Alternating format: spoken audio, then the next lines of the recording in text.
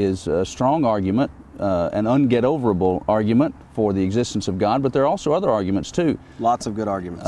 Let's talk about the design argument, or the teleological argument. In fact, if you think about design, if we stay out into the heavens, you look at, for instance, the moon, the sun, the earth itself, the placement of the earth. Let me encourage you, if you have never given any consideration to whether or not there is a God, think with me for just a moment about what it would take, statistically speaking, to put a heavenly body in just the right place to have life. You've got to have the right atmosphere. You have to be the right distance from the right age sun. You have to have the right tilt on the earth, the right rotation rate. You have to be in the right part of the galaxy. We know today that our moon is just the right distance to control the tides of our oceans. In fact, those tides actually keep plants alive in the ocean, and those plants provide us with 80% of the oxygen that we breathe. So you think with me for just a moment.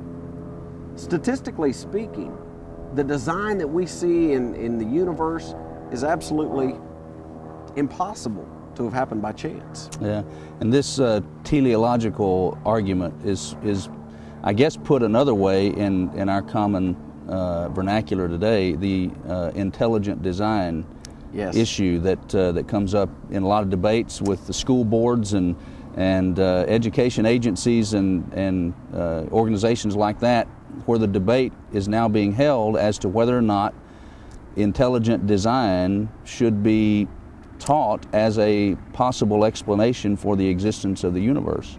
Exactly. In fact, if you think about it for just a moment, there was a movie called Expelled where Ben Stein was exposing some of the prejudices against intelligent design, or against people who were exposing the errors of the evolutionary theory in almost every single school district. The only theory for origins that's being allowed is the evolutionary theory, the idea of Big Bang cosmology, that we evolved from some common ancestor. And yet, the more and more we look at the evidence, we realize that things are so complex. So the human body, for example, how do you create proteins? How do you create things like a bacterial flagellum, knowing that you have to have all of those parts there in order for that one flagellum to work? Folks, it's been shown, irreducible complexity. You can't get all of those parts with just one missing and have a working flagellum. You have to have everything there. The complexity that we see in the human body is probably one of the strongest arguments for the existence of a God. Yeah, and we could spend hours just talking about various... The eyes, the ears, the nose, every functioning part. And, you know, oftentimes we're here out on Mirror Lake, we're looking at cameras talking to you through a video system coming into your homes. Have you ever thought that your neurological system, the nerves in your body, they're actually much quicker, much faster than any electrical system in any city in the United States of America. And yet you have it housed right there in your body. I think I read somewhere that even Charles Darwin made the statement one time about the human eye. Yes, that when he thinks about, and of course he's coming from an evolutionary standpoint, but he said, when I think about how the eye must have evolved, it leaves me chilled, it leaves me cold. Yes, exactly. It's ironic that we're designing our cameras, our video cameras, after the human eye, and yet people would have the audacity to say that there's no design there, that there's no intelligent design. Anytime you have design, by definition, there must be a designer. You can't get a house without a house builder. You can't get a poem without a poet. You can't get this beautiful design without a designer. All good information. Let's move to another line of argumentation that has to do with the moral faculty of human beings. Human beings have a moral compass. Yes, we do. And how does evolution explain the moral faculty of human beings? Great question. If you think with me for just a moment, let's say that you're not sure that there's a God. Ask yourself this simple question. Would you mind if I came to your home, robbed you blind, killed all of your family? You see, we know that there are certain things that are right and wrong. We know there are certain behaviors, things like killing, stealing, lying. In fact, we've done experiments on islands where we show that people who are isolated recognize certain behaviors as wrong. People who didn't communicate with each other, they still recognized those behaviors as wrong.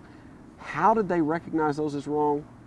The reason is they have adopted a standard for right and wrong. Now, the only two places you can get that standard are either from man or from God. Now, you can imagine what happens when we try to adopt man's standard. Everybody gets to pick what they view as right in their own eyes. The only answer that makes logical sense is that we have adopted God's standard for our morals.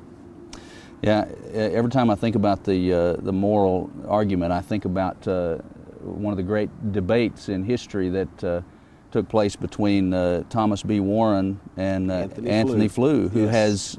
has since come off his strong atheist position. Right. He now recognizes that there is some kind of supreme being out there. Right, and in that debate, Dr. Flew stated initially that he thought that value was just the product of the human mind, but when Dr. Warren pressed him on that, Dr. Flew couldn't bring himself to say, for example, that the atrocities of the Nazis during World War II was just personal choice.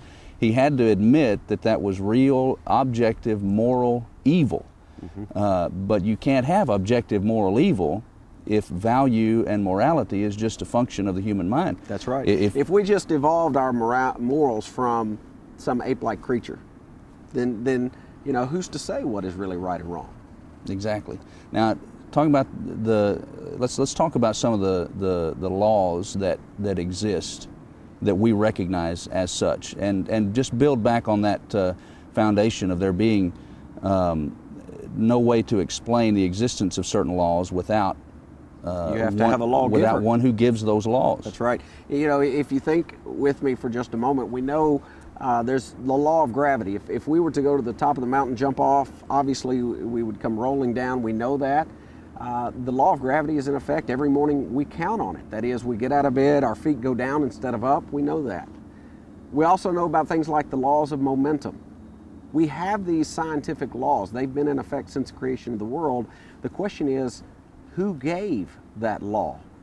And when you take into account things like morals, the fact that man recognizes right and wrong, when you realize there are laws out there must be a lawgiver. The law of cause and effect, that is, we know this universe exists. How did it get here? Suddenly you began to see this mountain of evidence for the existence of God. Yeah. One of the things that all of us, I'm sure, use from day to day are computers. Oh, yes. And, I think about sometimes when I'm using various computer programs at the amount of mental energy that goes into writing that computer code. Well, if a code exists, for instance, with a computer or with anything else, you got to have a program. You have to have somebody that has programmed that code. Now, that certainly holds true with the major code that lies within each of us as human beings, right? Every cell of our body has a code.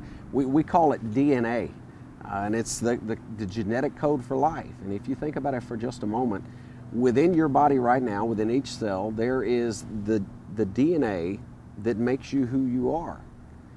Now, does it make logical sense that each and every day we send out signals out into space with something called a SETI program, the search for the existence of life out in space? We're looking for intelligent codes. So we have these huge, massive microarrays that are beaming out into space. They're hoping to receive some kind of intelligent code back. And yet within our own cells, we have an intelligent code, but we're not willing to recognize that as intelligent. Because there again, we have folks who have stiffened their necks and they don't want to believe in the existence of an almighty God. It's amazing to think about that, because when you think about every characteristic that every human being has, from the color of their eyes to the shape of their ears, all this is in that code. All this code that makes us two good-looking guys, it has to be explained from the standpoint of somebody had to put the code there to determine all of these things. And in fact, it took us 13 years to unravel this code, the DNA code. Hundreds of laboratories, millions and millions of dollars to unravel this code, and yet, today we have the audacity to act like, hey, it's not all that intelligent, it's not a real code.